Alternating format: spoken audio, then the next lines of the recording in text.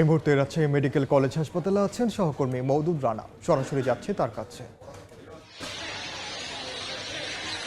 Rajshahi medical college হাসপাতালে গত 24 ঘন্টায় 50 জনের মতো ভর্তি হয়েছে এবং আমরা দেখেছি আর সারাদিন হামের উপসর্গ নিয়ে শিশুরা এসেছেন হাসপাতালে এবং তাদের স্বজনরা তাদেরকে ভর্তি করেছে।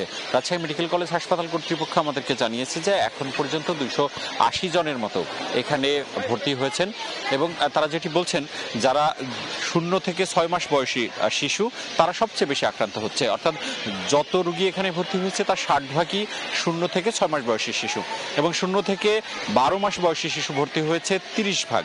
এবং তারা যেটি বলছেন যে 0 থেকে 6 মাস বয়সী শিশু বেশি ভর্তি হওয়ার কারণে তাদের ঝুঁকি অনেক বেশি। এবং রাজশাহী মেডিকেল কলেজ হাসপাতাল কর্তৃপক্ষ জানিয়েছে যে রাজশাহী ছাড়াও ঢাকা এবং খুলনা বিভাগের কয়েকটি জেলা থেকে তারা রোগী পাচ্ছেন এবং এই প্রকোপটি ছড়াচ্ছে।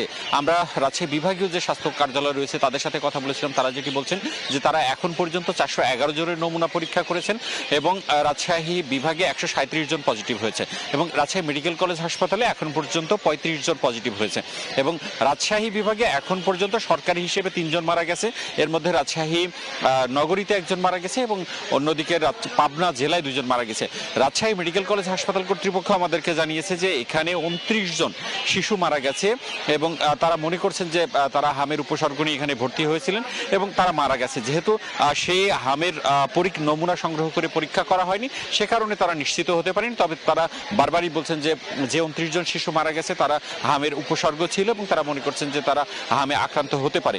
এই অবস্থায় রাজশাহী মেডিকেল কলেজ হাসপাতাল রাজশাহীতে যে 3টি শিশু ওয়ার্ড রয়েছে সেখানে চিকিৎসা দিচ্ছে, পাশাপাশি একটি বিশেষায়িত ওয়ার্ড চালু করেছে এবং 2টি ওয়ার্ডে তারা 2টি কর্নার করেছে, সেখানে চিকিৎসা সেবা দিচ্ছে।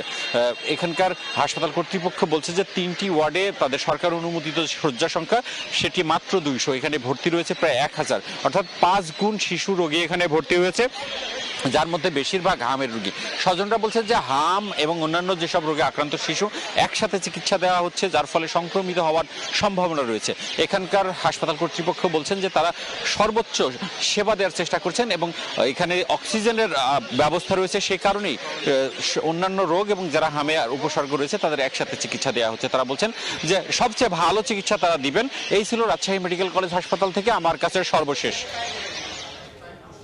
সরাসরি যুক্ত ছিলাম রাজশাহীতে।